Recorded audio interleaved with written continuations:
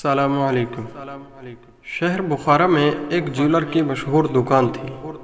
اس کی بیوی بہت خوبصورت اور نیک سیرت تھی۔ ایک شکا پانی لانے والا اس کے گھر 30 سال تک پانی لاتا رہا۔ بہت بااعتماد شخص تھا۔ ایک دن اسی شکا نے پانی ڈالنے کے بعد اس جیولر کی بیوی کا ہاتھ پکڑ کر شہوت سے دبایا اور چلا گیا۔ عورت بہت غمزدہ ہوئی کہ اتنی مدت کے اعتماد کو ٹھیس پہنچی۔ اس کی آنکھوں سے آنسو بہنے لگے۔ اسی دوران جیولر کھانا کھانے کے لیے گھر آیا تو اس نے بیوی کو روتے ہوئے دیکھا۔ پوچھنے پر صورتحال کی خبر ہوئی تو جیولر کی آنکھوں میں آنسو آ گئے۔ بیوی نے پوچھا کیا ہوا؟ جیولر نے بتایا کہ آج ایک عورت زیور خریدنے آئی۔ جب میں اسے زیور دینے لگا تو اس کا خوبصورت ہاتھ مجھے پسند آیا۔ میں نے اس اجنبیہ کے ہاتھ کو شہوت کے ساتھ دبایا۔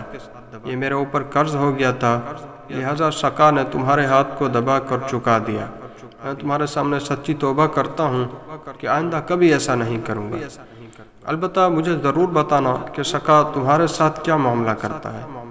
دوسرے دن شکا یعنی پانی ڈالنے کے لیے پانی ڈالنے والا آیا تو اس نے جیولر کی بیوی سے کہا، میں بہت شرمندہ ہوں، کل مجھے شیطان نے ورغلا کر برا کام کروا دیا۔ میں نے سچی توبہ کر لی ہے۔ آپ کو میں یقین دلاتا ہوں کہ آئندہ ایسا کبھی نہیں ہوگا۔ عجیب بات ہے کہ جیولر نے غیر عورت کو ہاتھ لگانے سے توبہ کر لی تو غیر مردوں نے اس کی عورت کو ہاتھ لگانے سے بھی توبہ کر لی۔ ایک بادشاہ کے سامنے کسی عالم نے یہ مسئلہ بیان کیا کہ زانی کے عمل کا قرض اس کی اولاد یا اس کے اہل خانہ میں سے کسی نہ کسی کو چکانا پڑتا ہے۔ اس بادشاہ نے سوچا کہ میں اس کا تجربہ کرتا ہوں۔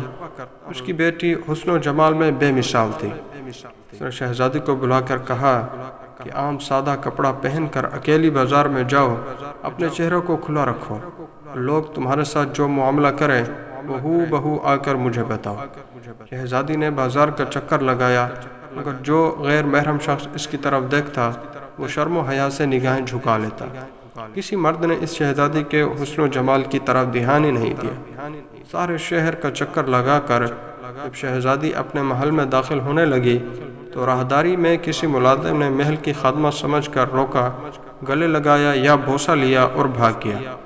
شہزادی نے بادشاہ کو سارا قصہ سنایا تو بادشاہ رو پڑا، کہنے لگا کہ میں نے ساری زندگی غیر محرم سے اپنی نگاہوں کی حفاظت کی ہے، البتہ ایک مرتبہ میں غلطی کر بیٹھا اور ایک غیر محرم لڑکی کو گلے لگا کر اس کا بوسہ لیا تھا۔ میرے ساتھ بھی وہی کچھ ہوا جو میں نے اپنے ہاتھوں سے کیا تھا۔